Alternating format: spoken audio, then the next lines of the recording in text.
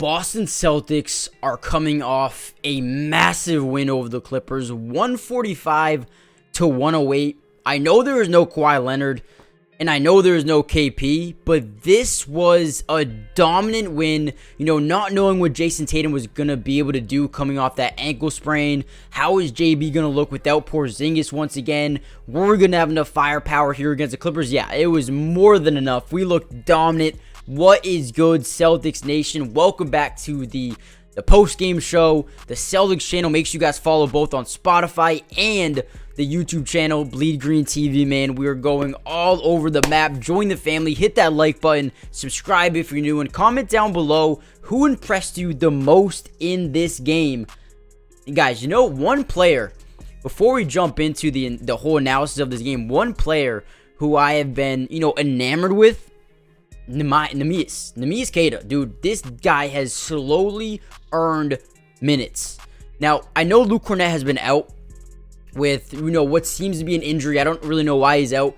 But Neemias, I feel like, is right there from taking all those minutes from here on out. Neemias has been that good. In this game, you guys can see here, he had 6 offensive rebounds. This guy not only gives us second chance opportunities, but he can make shots under the basket. In this game, he had 14 points, 12 rebounds, 3 assists. Now, he did foul 5 times, which is okay.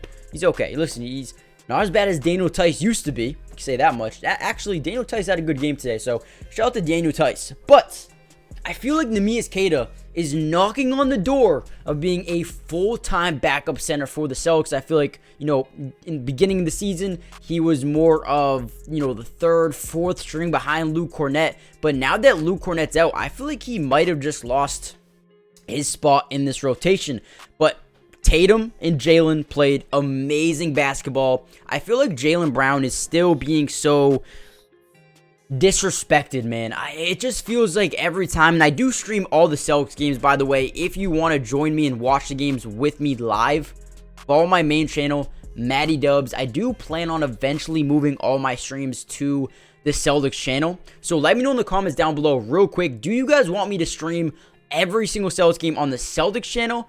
But either way, I stream them anyway on the main channel. But make sure you guys go follow me over there. But I feel like every time I stream a game, it is always so much hate about Jaylen Brown being, quote-unquote, the most overplayed player in the NBA, the most overrated, whatever it may be. I'm sick of hearing it. And quite frankly, the man has been so goddamn good now. I'm just sick of it.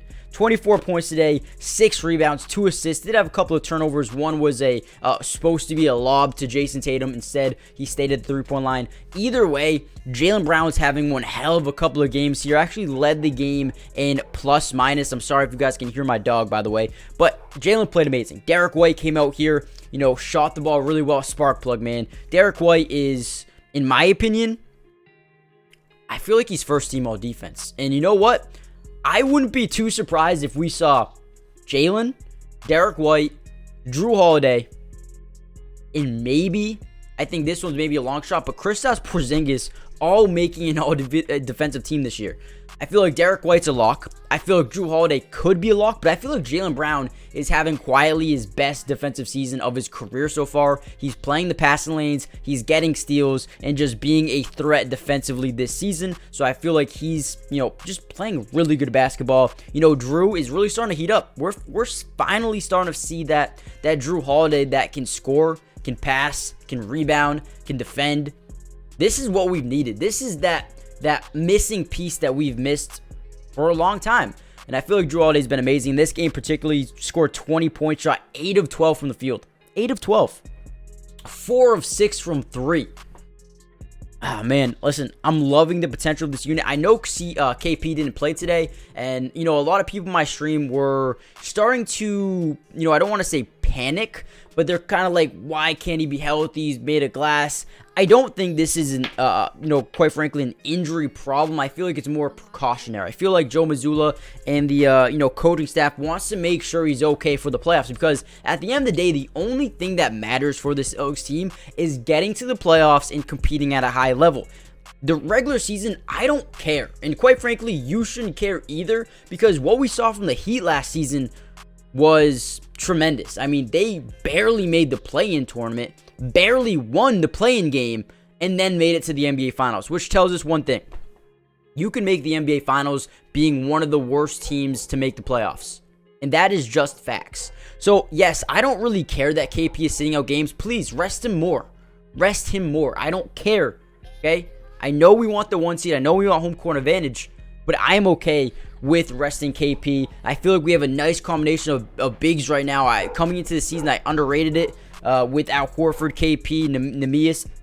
I feel like these guys are fine. Even Luke Cornett, I'll give him some minutes as well.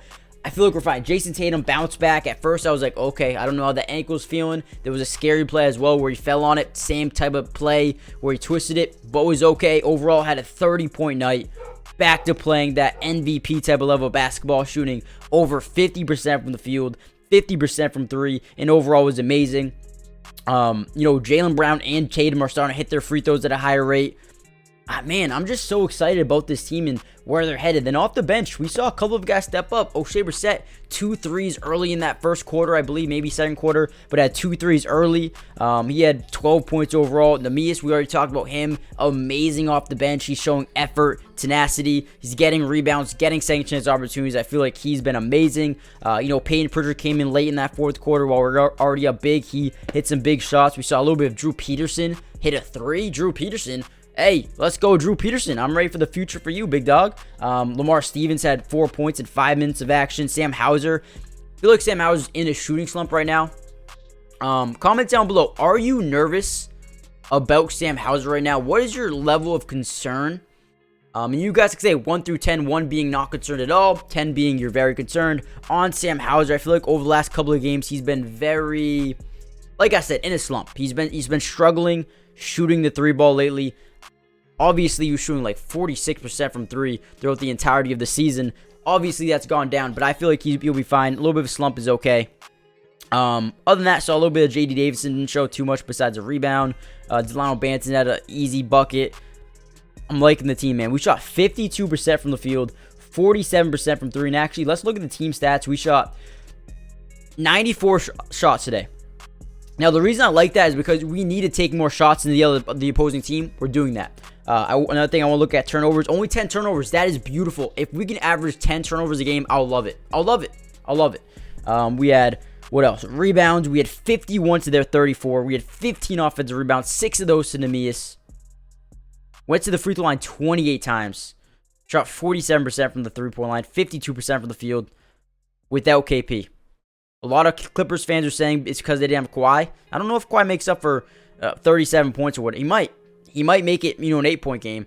But missing KP hurt us as well. So, I don't even want to say hurt us. We dominated. But let me know what you guys think. Give them a letter grade, A through F, for this game. I'm going to say an A+. Our defense was amazing. Our offense was amazing. Had a good third quarter. Dropped 38 points in the third quarter. 40 in the second. 39 in the fourth. Celtics are great win, man. Great win. I'm going to try to post way more of these post-game breakdowns throughout the rest of the season. Hit that like button, subscribe if new, comment down below the number 7 if you made it this far in the video. I want to see how many of my Celtics family, my Celtics fans are staying to the very end. And with that being said, I'll see you guys in the next breakdown, which is on Christmas. Let me know what you guys think. Come to the live stream at Matty Dubs on the YouTube. Come to the live stream. I'll see you guys there. Peace.